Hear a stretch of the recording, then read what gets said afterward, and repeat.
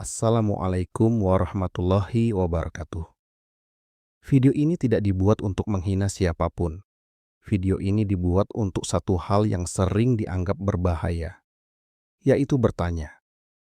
Di negeri ini, ada satu jenis klaim yang tidak boleh disentuh. Bukan karena sudah terbukti benar, tetapi karena terlalu lama dipercaya tanpa pernah diuji. Ia disebut nasab.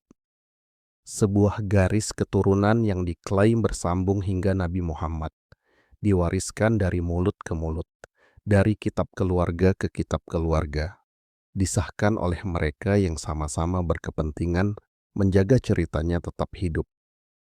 Masalahnya bukan pada kemungkinan sejarah, masalahnya adalah ketiadaan verifikasi.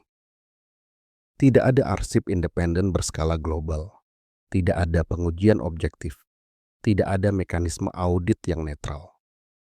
Namun klaim sebesar ini diminta untuk diterima dengan satu alasan sederhana. Sudah dari dulu begitu. Kalimat yang sama yang selalu dipakai oleh tradisi busuk agar tetap bertahan. Ketika darah menjadi lisensi moral. Di titik tertentu, nasab berhenti menjadi identitas. Ia berubah menjadi perlindungan sosial. Kata-kata kasar dimaklumi. Kesalahan dimaafkan, provokasi dianggap dakwah, selalu ada tameng pamungkas. Saya keturunan Nabi. Kamu bohong. Muhammad kakeknya siapa? Kalau engkau mengakui Muhammad kakekku, kenapa engkau bisa berani menjadi saksi yang memberatkan, menjadi saksi yang ingin memenjarakan anak sebagai cucu kakek yang ente bilang mengaku sebagai umat Nabi Muhammad SAW?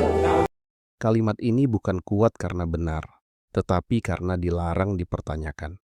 Ironisnya, Nabi Muhammad tidak pernah menjual darahnya.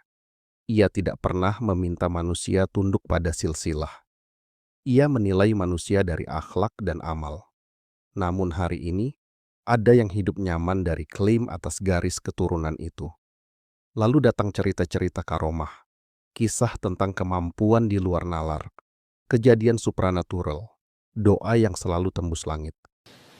Ada muridnya Habib Salim Jindan namanya Abdurrahman. Nih Bang Maman kalau kita panggil Bang Maman. Bang Maman ini sholatnya berantakan. Bang Maman ini maksiatnya luar biasa. Ibadah kocar kacir. Tapi cinta banget sama Habib Salim Jindan. Sampai-sampai beliau itu kalau dia jualan ubi rebus, kacang rebus tengah malam tuh pakai gerobak, jualan dia. Mangkal, jualan makanan-makanan. Tuh kadang-kadang Habib Salim Jindan hampir setiap malam ngegodain dia. Datang, "Man, lo dagang?" "Iya, Beb." "Bungkus semuanya, Man, bawa ke rumah." "Iya, Beb." Dibungkus semuanya, nggak komplain. Kadang orang zaman sekarang ada bilang penglaris. Jadi kalau habis buka belum ada yang beli, pamali mau ngasih-ngasih gratis. Katanya kena sial. Itu mitos. Tuh lihat, didikan Habib Salim Jindan. "Man, baru buka lo, Man." "Iya, Beb." "Bungkus semua, bawa ke rumah." Bukan hanya dibungkus, dianterin ke rumah Habib Salim Jindan. Itu hampir setiap malam. Jadi baru buka, nggak jadi buka, tutup lagi. Orang habis diborong sama Habib Salim, diminta. Itu hampir setiap malam. Hingga akhirnya apa yang terjadi? Gak lama, Maman meninggal. Habib Salim Jindan dikabarin sama muridnya, "Beb, Maman meninggal." "Innalillahi." "Sianto, orang baik," kata Habib Salim. "Sekarang lagi diapain jenazahnya?" "Lagi pengen dibungkus, Beb." "Ya udah, nanti kalau pengen dibungkus mukanya jangan ditutup dulu, tungguin gue datang." Ini bahasa Betawi nih. Datang Habib Salim Jindan, ngeliat tuh jenazah tuh, pengen dibungkus, pengen ditutup kain kafannya. Beliau ambil kertas kecil, kotak, kertas kotak kecil, beliau tulis, ada yang ditulis sama beliau, ditaruh di bawah kepalanya si jenazah. Deh, tutup. Sebelum ditutup, habis beliau tulis, ditaruh tuh kertas, beliau bilang, "Man, gue tahu lo ibadahnya berantakan, tapi lo cinta sama dzurriyyat Nabi Muhammad, ikhlas dari dalam hati. Nanti kalau malaikat munkar nakir datang nanya pertanyaan kubur, jangan lo jawab, Man. Lo kasih surat dari gue, lo masuk surga tanpa hisab." Menariknya, karomah hampir selalu terjadi di ruang aman, di hadapan jamaah sendiri, tanpa kamera, tanpa saksi netral, tanpa catatan objektif. Tidak pernah terjadi di ruang medis. tidak pernah diuji di ruang akademik, tidak pernah berhadapan dengan pihak yang tidak percaya. Namun satu hal selalu konsisten. Cerita itu selalu menguntungkan penceritanya. Nabi langsung datang di dalam rumahnya Syekh Sultan. Orang mau minta hajat, datang ke Syekh Sultan. Syekh Sultan, aku mau bangun rumah, hari apa yang bagus? Sebentar, aku tanya ke Nabi. Masuk ke kamar, Nabi langsung ada, ya godok. Habib Ali mengatakan, Assalamu alayka ayuhan Nabi wa rahmatullahi.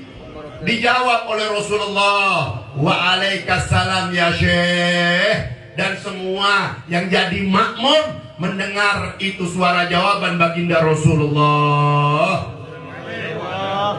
Habib Ali itu menteri keuangannya Allah. Dalam dunia rasional, ini disebut testimoni sepihak. Dalam dunia kultus, ini disebut bukti. Setiap sistem kekuasaan punya musuh utama. Bukan kebohongan, tetapi pertanyaan. Maka siapapun yang bertanya tentang nasab akan diserang. Bukan dengan data, tetapi dengan label.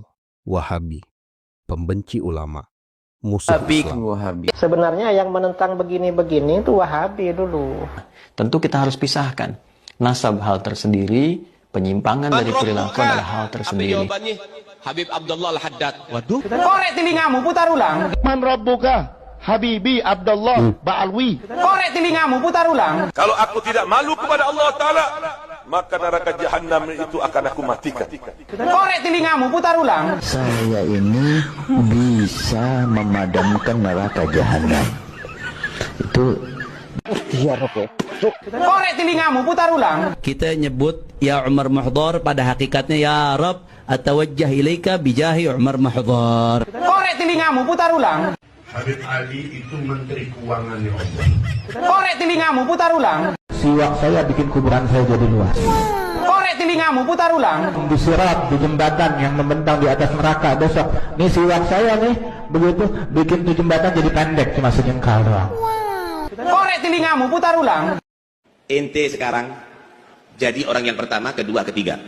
Pertama, niru Habib Soleh 100%, maka kamu akan jadi khalifahnya. Kedua, meniru Habib Soleh semampunya, maka kamu dari kiamat kumpul bersama Habib Soleh. Yang ketiga, cinta sama Habib Soleh, maka insya Allah.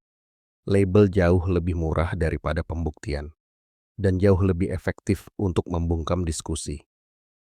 Ironisnya, Islam lahir dari pertanyaan-pertanyaan keras terhadap tradisi lama. Namun hari ini, sebagian pengikutnya justru takut pada metode yang sama. Mari berhenti berpura-pura. Gelar menciptakan panggung, panggung menciptakan massa, massa menciptakan kekuasaan, dan kekuasaan, cepat atau lambat, selalu beririsan dengan uang dan politik.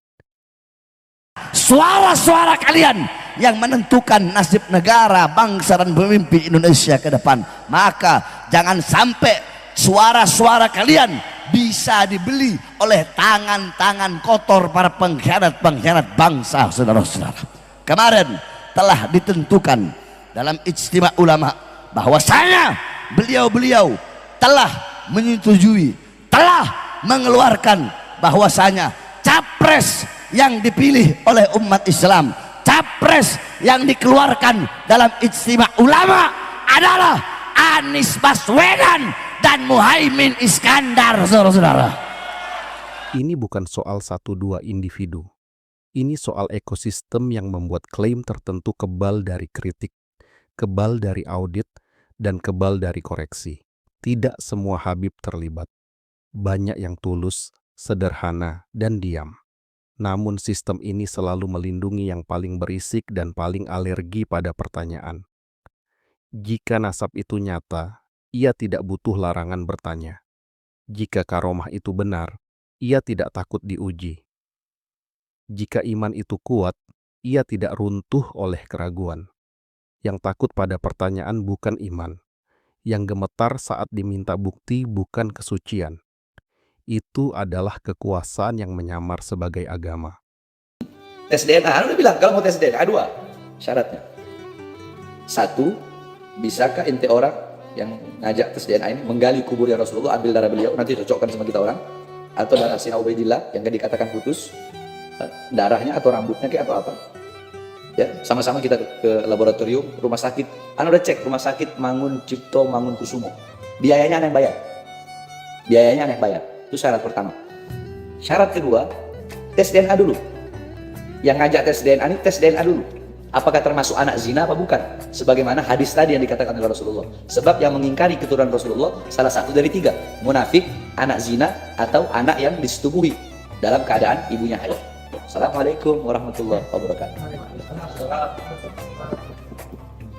Dan satu-satunya ancaman nyata bagi kekuasaan seperti itu bukan kebencian, bukan penghinaan, tetapi akal sehat. Karena kebenaran tidak pernah hidup dari kultus. Ia hidup dari keberanian untuk berpikir. Terima kasih sudah menonton. Jangan lupa like dan subscribe.